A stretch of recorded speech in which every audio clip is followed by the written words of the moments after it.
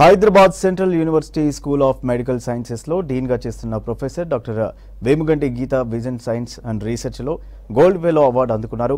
కంటి కణాలపై చేసిన పరిశోధనకు 2025 సంవత్సరానికి అమెరికాకు చెందిన association for research in vision and ophthalmology ప్రతిష్టాత్మక వీసెన్ఫెల్డ్ అవార్డుకు ఆమె ఎంపికయ్యారు. వైద్య రంగంలో ఏదైనా రీసెర్చ్ చేయాలంటే ఓపిక, సహనం ఉండాలన్నారు డాక్టర్ గీత. సున్నితమైన కంటి చికిత్సలపై రీసెర్చ్ చేసేవారి సంఖ్య పెరగాలంటున్న డాక్టర్ గీత వేముగంటితో షరీఫ్ ఫేస్ టు ఫేస్. ఇండియాలోనే ది ఫస్ట్ పర్సన్గా ప్రతిష్టాత్మకమైనటువంటి అవార్డు అందుకున్న డాక్టర్ వేముగంటి గీత ఒకసారి మనతో ఉన్న ఒకసారి మాట్లాడదాం. మేడం, అసలు ఈ అవార్డు ఏంటి? ఇండియాలోనే ఈ జర్నీలో ఫస్ట్గా అవార్డు రావడం, సో ఈ అవార్డు గురించి ఒకసారి చెప్పండి. ఈ అవార్డు ఏంటి అంటే association for research in vision and ఆప్థల్మాలజీ అనేది ఒకటి ప్రొఫెషనల్ అసోసియేషన్ ఉంది. అండ్ దాంట్లో చాలా అవార్డ్స్ ఉంటాయి. ఈ వీసెన్ఫెల్డ్ అవార్డ్ అనేది it is given to out standing research చేసిన వాళ్లకు, విజన్ ఆప్థల్మాలజీలో రీసెర్చ్ చేసిన వాళ్లకు ఇస్తారు. నామినేషన్ చేస్తారు మన పబ్లికేషన్స్ బేసిస్ మీద. వాళ్ళు రెఫర్ చేస్తే ఒక అవార్డ్ కమిటీ ఉంటుంది, వాళ్ళు సెలెక్ట్ చేస్తారు. మళ్ళీ ఈ సంవత్సరం అనౌన్స్ చేశారు, నెక్స్ట్ ఇయర్ అది డెలివర్ చేయాలి ఆ అవార్డ్ లెక్చర్. నెక్స్ట్ మీటింగ్ అది నెక్స్ట్ మేలో ఉంటుంది, 2025లో సాల్ట్ లేక్ సిటీ యుఎస్ఏలో. సో ఈ అవార్డు రావడానికి మీ జర్నీ, అంటే ఈ వైద్య రంగంలో మీ జర్నీ ఎట్లా ఉంది? ముందుగా మీ బ్యాక్గ్రౌండ్ ఏంటి, ఎక్కడి నుంచి ఎట్లా ఎదుక్కుంటూ వచ్చారు? నేను ఎంబీబీఎస్ చేశాను, పెథాలజీ చేసి మళ్ళీ నాకు టర్నింగ్ పాయింట్ పెథాలజీ నేను నిమ్స్లో చేశాను. ఉస్మానియాలో డిప్లొమా చేసి ఎండీ నిజామ్స్లో చేశాను. అక్కడ మాత్రం నాకు టర్నింగ్ పాయింట్ ఏంటి అంటే విదిన్ పెథాలజీ ఒక వేరే స్పెషలైజేషన్ ఉంటుంది, ఐ పెథాలజీ అని. అది నాకు LV Prasad, doctor GN Rao and నిమ్స్లో ప్రొఫెసర్ రత్నాకర్ వీళ్ళిద్దరు కలిసి నా థీసిస్ అంతా ఐ పెథాలజీ మీద గైడ్ చేశారు. సో అది చాలా ఇట్ మేడ్ అ డిఫరెన్స్. 1998లో నేను ఎల్వి ప్రసాద్కి వాపస్ యాజ్ అ ఫ్యాకల్టీ వచ్చినప్పుడు అప్పుడు పాతగా చేసిన ఐ పెథాలజీ రీసెర్చ్ అలాగా నాకు రీసెర్చ్లో ఇంట్రెస్ట్ వచ్చింది. సో 1998 టిల్ డేట్ నేను కంటిన్యూస్లీ ఐ విజన్ మీద రీసెర్చ్ చేస్తున్నాను. మోస్ట్లీ ఐ ట్యూమర్స్ మీద స్టెమ్ సెల్ రీసెర్చ్ చేస్తున్నాను. సో దాంతో చాలా అవార్డ్స్ వచ్చాయి. చాలా రివార్డింగ్ రీసెర్చ్ అది. అంటే వీ వర్ ఫార్చునేట్ దట్ మా టీం బాగుంది అండ్ డైరెక్ట్ ట్రాన్స్లేషన్ రీసెర్చ్ చేశాం కాబట్టి it was a very good. So మీరు ఇప్పటివరకు చేసిన రీసెర్చ్లో ఎంతమంది భాగస్వాములు అయినారు? సో రీసెర్చ్ అంటే నాట్ ఏ జోక్, ఫండింగ్ కూడా అవసరం, డబ్బుతో కూడుకున్నటువంటి అంశం. సో దాన్ని ఎవరికి వాళ్ళు బేర్ చేసుకుంటారా? అయ్యో, we can't afford it. Research ఎవరు అఫోర్డ్ చేయలేరు పర్సనలీ. ఇది ఎగ్జిక్యూట్ చేయడానికి ఎంత డబ్బులు కావాలి, ఎంత మనీ కావాలి, ఎంత కన్స్యూమబుల్స్ కావాలి అనేది ఒక బడ్జెట్ ప్రిపేర్ చేస్తాం. అవన్నీ ఫిల్ చేసేసి అప్పుడు మేము గ్రాంటింగ్ ఏజెన్సీస్కి అప్లై చేస్తాం. అది కూడా కాంపిటేటివ్ ఉంటుంది. అక్కడ అప్లై చేస్తే వాళ్ళు స్క్రీన్ చేస్తారు. అప్పుడప్పుడు 2 లెవెల్ స్క్రీనింగ్ ఉంటుంది, అప్పుడప్పుడు 3 లెవెల్ స్క్రీనింగ్ ఉంటుంది.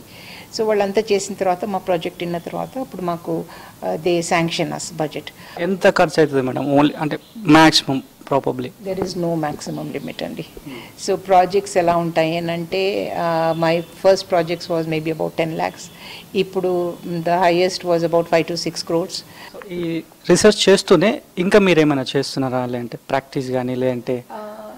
సో ఎల్వి ప్రసాద్లో ఉన్నప్పుడు నేను డయాగ్నోస్టిక్ పెథాలజీ చేసేది. I was heading both the eye pathology and stem cell research రెండు చేసేది.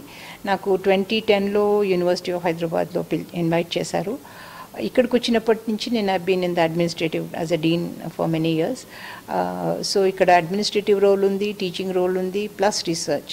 సో రీసెర్చ్ అంటే along with the research we also guide PhD students. So నాకు ఆల్మోస్ట్ ఇప్పుడు 10 PhD students I have guided. Now ఇంకా 3 more are there before ఇంకా నా retirement కంటే ముందు వాళ్ళు కూడా అయిపోయి సబ్మిట్ చేయాలి. సో టోటల్ మేబీ కెరియర్లో 13 PhD స్టూడెంట్స్ని గైడ్ చేశాను నేను. సో ఇప్పుడు మీరు చేసే రీసెర్చ్ పలానా దాని గురించి రీసెర్చ్ చేస్తున్నామని సింప్లిఫై చేసి జనాలకు చెప్పాలంటే సింప్లిఫై చేసి ఎట్లా చెప్తారు? ఇది ఎట్లా చెప్పాలి అని అంటే మూల కణాలను ఉంటాయి, ఎక్కడెక్కడ గ్రో చేయొచ్చు ఆ సెల్స్ తీసుకొని ఆ పార్ట్ని మనము మళ్ళీ రీజనరేట్ చేయొచ్చు. సో స్టెమ్ సెల్ ఏంటి అంటే ఆ మూల కణాలు ఎలా గ్రో అవుతాయి, వాటికి ఏం కావాలి, అది మనం బయట ల్యాబ్లో తయారు చేసేసి మళ్ళీ పేషెంట్ని ట్రీట్ చేయడానికి వాడొచ్చా అని రీసెర్చ్ మొత్తం అంతా, ఇదంతా స్టెమ్ సెల్ రీసెర్చ్ అంటారండి. సో అది నేను కంటి లోపల ఈ పై పొర ఉంటుంది కదా, ఆ పై పొర కెమికల్ ఇంజురీస్ పడితే డ్యామేజ్ అవుతుంది కదా, అది ఎలా ట్రీట్ చేయాలి అనేది, అది మా టీమ్ ఆన్సర్ దట్ క్వశ్చన్. రీసెర్చ్కి డెస్టినీ ఉంటుంది, సో ఎండింగ్ పాయింట్ ఉంటుందంట ఈ విజన్ సైన్స్ మీరు తీసుకున్న దాంట్లో ఎండింగ్ పాయింట్ ఉంటుందంటారా? No, there's no end.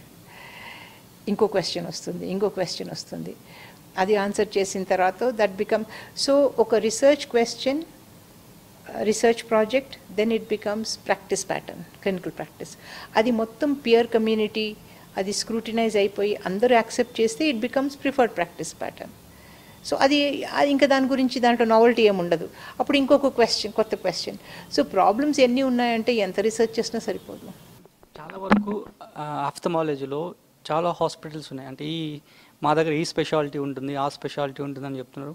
చాలా ప్లేసెస్లో అన్ఆథరైజ్డ్గా కూడా కొన్ని రన్ చేస్తూ ఉంటారు. సో జనాలు ఎట్లా పోవాలి, ఎవరి దగ్గరికి పోయి కరెక్ట్గా కళ్ళకు సంబంధించి చూపించుకోవాలని చెప్పి సజెషన్ చేస్తారు?